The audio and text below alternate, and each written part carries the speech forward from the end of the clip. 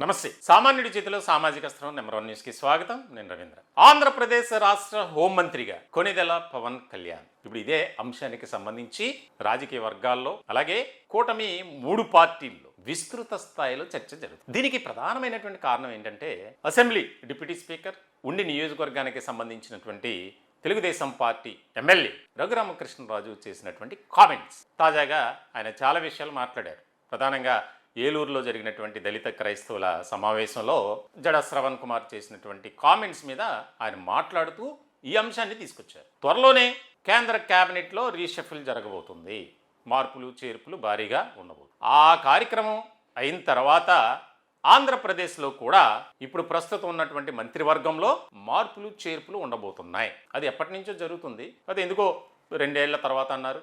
2 ఏళ్ళు కూడా పూర్తి చేసుకుంది కూటమి ప్రభుత్వం అధికారంలోకి వచ్చి. అయితే ఇక్కడ కేంద్ర క్యాబినెట్లో మార్పులు చేర్పులు జరిగిన తర్వాత ఆంధ్రప్రదేశ్ రాష్ట్రానికి సంబంధించి మార్పులు చేర్పులు ఉంటాయి అనేది అందరికీ తెలిసినటువంటి విషయం. దీనికి సంబంధించి దాదాపుగా అంతా కూడా పూర్తి అయిపోయింది. 5 నుంచి 8 మంది అవుట్ అవుతున్నారు మంత్రులు. వారిలో కొత్త వారికి వారి ప్రాంతాల వారీగా సామాజిక వర్గాల వారీగా అవకాశం ఇవ్వబోతున్నారు. ఇటువంటి క్రమంలో రఘురామకృష్ణరాజు చేసినటువంటి కామెంట్స్ ఏవైతే ఉన్నాయో ఆయన గతంలోనే మాట్లాడారు. రాష్ట్రంలో శాంతి భద్రతలు ఏ స్థాయిలో ఉన్నాయో అర్థం కాని పరిస్థితి, అదే గనక నాకు మంత్రి శాఖ నాకుంటే ఏ రకమైనటువంటి పరిణామాలు ఉంటాయో అని చాలా సందర్భాల్లో ప్రస్తావించారు ఆ విషయాన్ని. సో దాన్ని తీసుకువచ్చి మంత్రివర్గ విస్తరణలో భాగంగా రీషఫిల్లో భాగంగా ఒకవేళ హోంమంత్రిగా పవన్ కళ్యాణ్కి అవకాశం కల్పిస్తే నేను అప్పుడు జడా శ్రవణ్ కుమార్పై ఫిర్యాదు చేస్తాను, నేను అప్పటి వరకు చేయను. సాధారణంగా రఘురామకృష్ణరాజు ఆయన మాట్లాడేటువంటి తీరు కానీ ఆయన విధానం కానీ కాస్త భిన్నంగా ఉంటుంది. ఎవరిని లెక్క చేయరు. సొంత పార్టీలో ఉండే ఆ పార్టీ అధినేత జగన్మోహన్ రెడ్డిని ముప్పు తిప్పలు పెట్టినటువంటి వ్యక్తిగా చరిత్రలో నిలిచిపోతారు. సాధారణంగా ఎవరు ఉండరు ఆయన అలా ఆయనలా.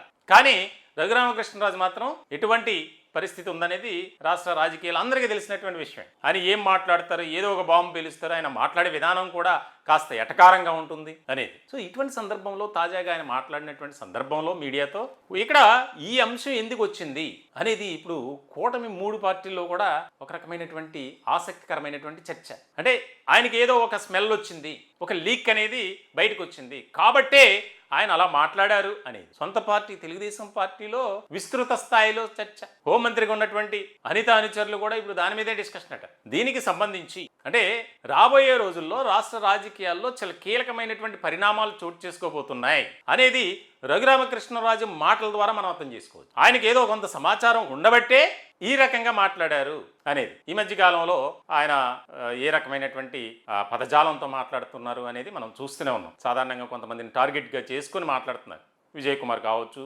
టీవీ సునీల్ కుమార్ కావచ్చు, జడా శ్రవణ్ కుమార్ కావచ్చు, ఇలా ఆకువీడి అంశానికి సంబంధించి రకరకాల ఇష్యూస్లో ఆయన చాలా యాక్టివ్గా ఉన్నారు. సోషల్ మీడియా ద్వారా కానీ అలాగే ఎప్పుడు పడితే అప్పుడు ప్రెస్ మీట్లు పెట్టి మాట్లాడటం. ఇలాంటి క్రమంలో ఆయన ఎందుకు అలా మాట్లాడారు, ఎందుకు మాట్లాడాల్సి వచ్చింది, ఎవరైనా మాట్లాడించారా, ముందుగానే అలర్ట్ చేస్తున్నారా, ముందుగానే సమాచారాన్ని బయటికి లీక్ చేస్తున్నారా అనేది కూడా ఇక్కడ కీలకమైనటువంటి చర్చగా మారింది. రాష్ట్ర రాజకీయ వర్గాల్లో రాజకీయ విశ్లేషకులు కూడా దీని మీదే మాట్లాడుకుంటున్నారు. రఘురామకృష్ణరాజు ఏదైనా మాట్లాడితే దానికి చాలా బ్యాక్గ్రౌండ్ వర్క్ ఉంటుంది, లేకపోతే ఆయన మాట్లాడరు అనేది. ఇప్పుడు కూటమిలోనే కుంపటి తెచ్చిపెట్టేలా ఉన్నాయి ఆయన మాటలు. మరి ఏ రకంగా దీన్ని ముందుకు తీసుకెళ్తారు, ఆయనకి బ్రేక్ వేస్తారా? ఇంకా రాబోయే రోజుల్లో ఆయన ఒకవేళ ఎవరైనా కంట్రోల్ చేయాలని చూసినా ఎక్కడా కూడా వెనక్కి తగ్గేటువంటి వ్యక్తి కాదు రఘురామకృష్ణరాజు.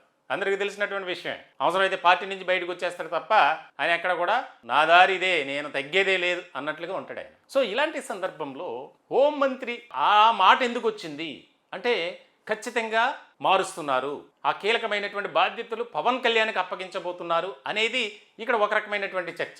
అదేమీ లేదు, ఆయన ఏదో మాట్లాడారా అలా అనేది మరొక విధమైనటువంటి చర్చ. మొత్తానికైతే రఘురామకృష్ణరాజు చేసినటువంటి కామెంట్స్ ఏవైతే ఉన్నాయో అవి రాజకీయంగా ఒక తీవ్రమైనటువంటి చర్చకు దారితీసేటువంటి అంశంగా మారింది. ప్రధానంగా తెలుగుదేశం పార్టీ, జనసేనలో కూటమి 3 పార్టీల్లో మరి ఏ రకమైనటువంటి పరిణామాలు ఉంటాయి, ఎట్లాంటి నిజంగా ఆయన చెప్పినట్లు రాష్ట్రంలో మంత్రివర్గాన్ని అయితే మారుస్తారు, మార్పులు చేర్పులు ఖచ్చితంగా ఉంటాయి, 100% అది వాస్తవం. సో ఇటువంటి సందర్భంలో దీనికి సంబంధించి ఆయన ఏ విధంగా ఎలాంటి పరిస్థితుల్లో మాట్లాడాల్సి వచ్చింది, అది కేవలం డ్రమ్టిక్గా మాట్లాడారా, లేదా అక్కడి నుంచి వచ్చినటువంటి ఇన్ఫర్మేషన్ బేస్ చేసుకుని మాట్లాడారా, లేదా పార్టీలో కీలకమైనటువంటి వ్యక్తుల ద్వారా తెలుసుకుని మాట్లాడారా అనేది ఇక్కడ చాలా ముఖ్యమైనటువంటి అంశంగా దీని మీదే చర్చ జరుగుతుంది. చూడాలి ఏం జరుగుతుంది అనేది. ఈ టాపిక్పై మీ విలువైనటువంటి అభిప్రాయాలు కామెంట్ రూపంలో తెలియజేయండి. దయచేసి మా ఛానల్ని సబ్స్క్రైబ్ చేసుకోండి. Thank you.